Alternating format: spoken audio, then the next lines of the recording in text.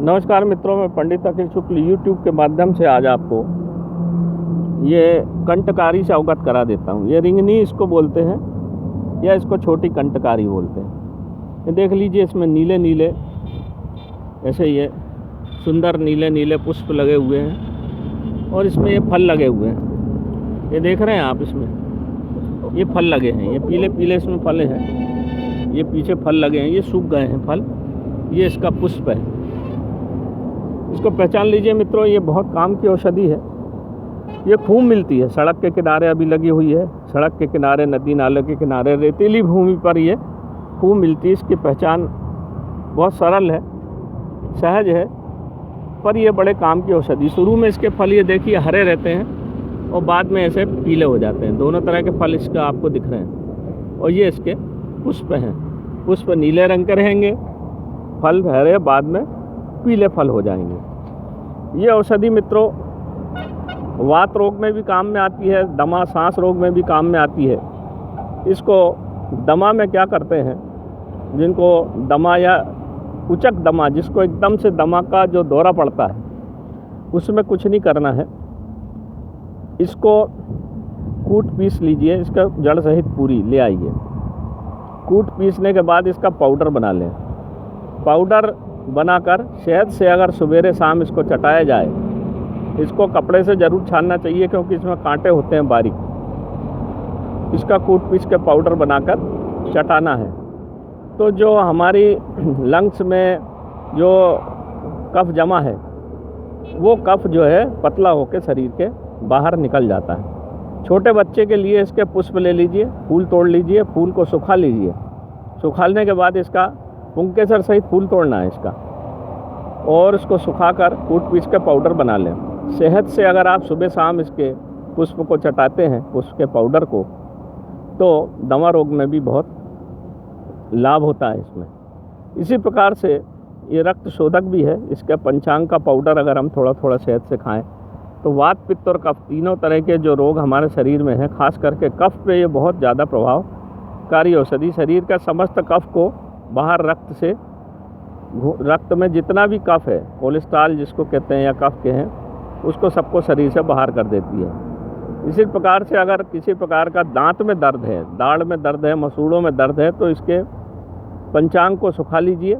सुखाने के बाद उसको मटकी लीजिए, एक मटकी में ऊपर एक छेद कर दें और इसको एक कंडा रख के जला दें। मटकी के अंदर उल्टा करके मटकी रख दें। जो धुआं ऊपर के छेद से निकलेगा, वो एक पाइप के माध्यम से आप उसको दांतों में लगा दें। दांतों में लगने दें थोड़ी देर, 5-7 मिनट। तो जितने भी दांत के कीड़े हैं, वो सब कीड़े इसके कीड़ों को मार देगा और आपके दांत में जो कीड़ा लगा वो फिर कभी लगेगा नहीं। दांतों का दर्द भी बिल्कुल ठीक हो जाएगा। उसी प्रकार से इसके फल को तोड़ लीजिए। इसके फल को तोड़ के तिल के तेल में, जब अभी फूल रहा है, फल भी लग रहे हैं इसमें, फरवरी, मार्च और अप्रैल, इस प्रकार से 40 दिन तक इसके फल को आप उस तेल में डाल के रख दीजिए और पकने दीजिए। जब तेल अच्छा पक जाए, 40-50 दिन, उस तेल को छान के निकाल लीजिए। उस तेल को एक एक बूंद अगर हम रात को सोते समय नाक में डालते हैं तो जो पीनस रोग हो जाता है, दिमाग में जो कफ जम जाता है, पूरा कफ बाहर निकल जाएगा। सर्दी, जुकाम, नज़ला जो हमेशा रहता है वो ठीक हो जाएगा। इसी के साथ जो सिर में आधा दर्द रहता है, आधे सिर में जो हमेशा दर्द बना रहता है, वो दर्द मात्र 3 दिन में छूमंतर हो जाएगा। फिर ज़िंदगी भर कभी वो दर्द आधे सिर में होगा ही नहीं। इसी प्रकार से उस तेल को आप अर्धंग लकवा जिसको हो गया है, या जहाँ पर हमको कमर में, हाथ पैर में दर्द होता है, वहाँ हल्के हाथ से अगर आप मालिश उस तेल की करेंगे तो दर्द भी हमारा बिल्कुल ठीक हो जाएगा। दर्दनाशक तेल है ये, बहुत बढ़िया तेल बनता है इसका, पर इसको धूप में ही सिद्ध किया जाता है।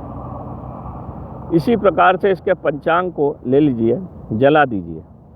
जलाने के बाद जो राख बचेगी उसको एक पानी में डाल दें। पानी में डालने के बाद उसको पड़ा रहने दें, हाथ से अच्छा मसल दें और पानी निथार लें। फिर उसका जब पानी नीचे बैठ जाए, दूसरे दिन ऊपर का साफ पानी लेकर उसको एक गंजे में लेके गर्म करें। जो नीचे जम जाएगा, धीरे धीरे वो पानी पूरा उड़ जाएगा, नीचे एक खार बचेगा, उस खार को चाकू से खरोच के निकाल लीजिए। उस खार को चने के बराबर या छोटा अगर कोई बच्चा हो तो चावल के बराबर शहद से अगर हम सुबह शाम चटाते हैं तो रक्त भी शोधित होता है, कफ जो हमारा ढीला होकर बाहर निकल जाता है, कफ का जो रेचक रोग है, जो कफ में एकदम से दौरा पड़ता है दमा या सांस का, उसमें ये बहुत बढ़िया काम आता है। मात्र 7 दिन के प्रयोग से ज़िंदगी भर के लिए दमा से छुटकारा मिल जाता है, यदि हम परहेज से रहें, खटाई नहीं खाएं, दही मही का प्रयोग ना करें, भटा मिर्ची ज़्यादा नहीं खाएं, तेल ना खाएं और मछली ना खाएं, बेसन मछली। अगर हम थोड़ा सा परहेज से जीवन अगर व्यतीत करेंगे तो हमारा ये फिर दमा हमेशा के लिए शांत हो जाता है। अगर फिर भी दमा उठ गया है, खास करके ठंड और बरसात के दिनों में, तो आप फिर इसको चावल के बराबर दाने में को पीस लें, बड़ा है तो चने के बराबर, आप इसको शहद से दिन में 2 बार चटा दें तो दमा से हमेशा के लिए मुक्ति इसमें मिल जाती है। इतने काम की औषधि है मित्रों, ये पहचान लीजिए। ये नीली कंटकारी है, इसमें कई तरह की होती है, सफ़ेद भी होती है।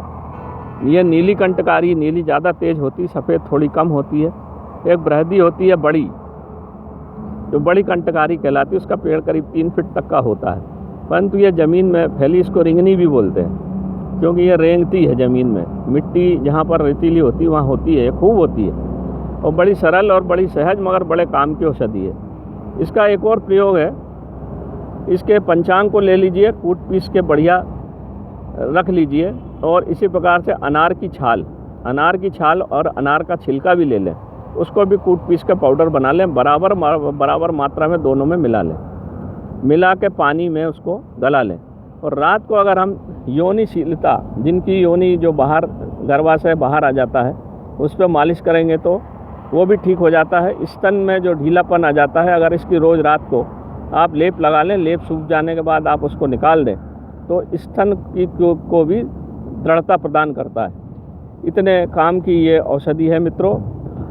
मैंने आपको इस कंटकारी से अवगत करा दिया। ये दिखती एक जंगली बेल है, जंगली सरी की, बहुत भारी मात्रा में फैलती, जहाँ भी रहेगी देख लीजिए कितना बड़ा ये चारों तरफ फैला हुआ क्षुब्ध है। ये एक में ही आपका काम हो जाएगा, बस इसको निकालना बड़ा संभाल के पड़ता है क्योंकि इसमें तीक्ष्ण कांटे होते हैं। इसको कुल्हाड़ी से या किसी चाकू, बड़े चाकू से इसको काट दीजिए और चिमटे से बोरी में भर के रख लें और फिर इसको नाना प्रकार के प्रयोग आप करें तो आपको बहुत लाभ होगा।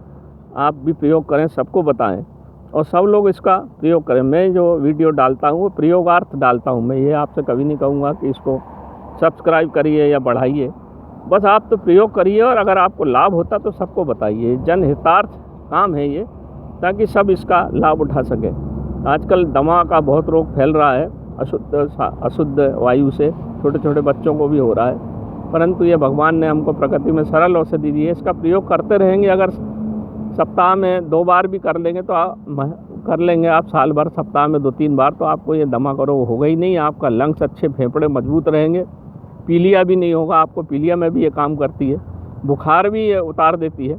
बहुत काम की औषधि है मित्रों। नमस्कार मित्रों।